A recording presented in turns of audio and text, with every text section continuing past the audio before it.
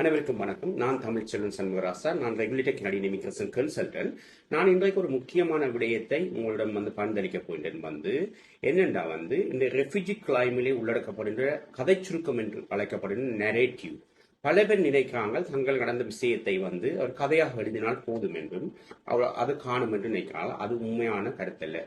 Narrative என்று சொல்லப்படுகின்றது ஒரு முக்கியமான பல அம்சங்களை அது கண்டிப்பாக கொண்டிருக்க வேண்டும்.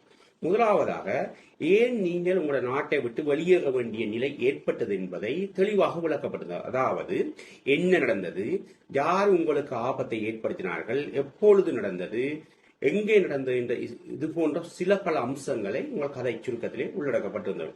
இரண்டாவது முக்கிய விடயமாக, உங்களுக்கு ஏற்பட்ட அந்த பயம், துன்புறுத்தல்கள் உண்மையானதா, ஏன் நீங்கள் இன்னும் உங்கள் நாட்டுக்கு செல்ல பயப்படுகிறீர்கள் என்பதை இது உங்கள் சொந்த அனுபவத்துடன் தெளிவாக அந்த கதை சுருக்கத்திலே சொல்லப்பட்டிருக்க வேண்டும்.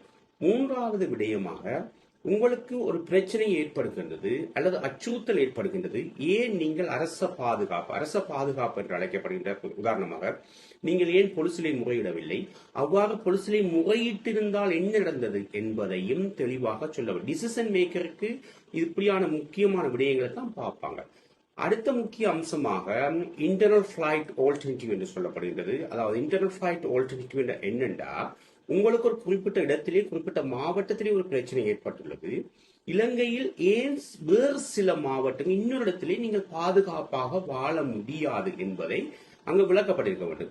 என்ன காரணத்தாக, நீங்க உதாரணமாக உங்களுக்கு ஒரு மாவட்டம் திருகோணமலையிலே பிரச்சனை ஏற்பட்டுள்ளது. திருகோணமலையிலே பிரச்சனை ஏற்பட்டால் ஏன் நீங்கள் யாழ்ப்பாணத்திலோ அல்லது முல்லைத்தீவிலோ அல்லது அங்கே மட்டக்களப்பு வேறு சில மாவட்டங்களிலே நீங்கள் பாதுகாப்பாக வாழ முடியாத என்பதையும் நீங்கள் தெளிவாக சொல்லிருக்கப்பட்ட வேண்டும்.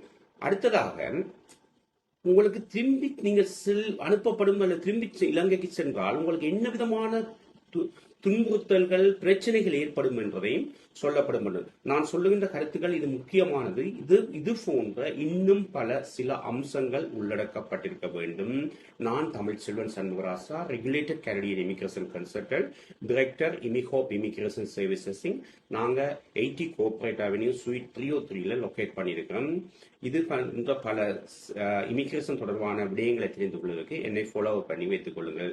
Thank you very much. Tamilselvan Shanmugarasa.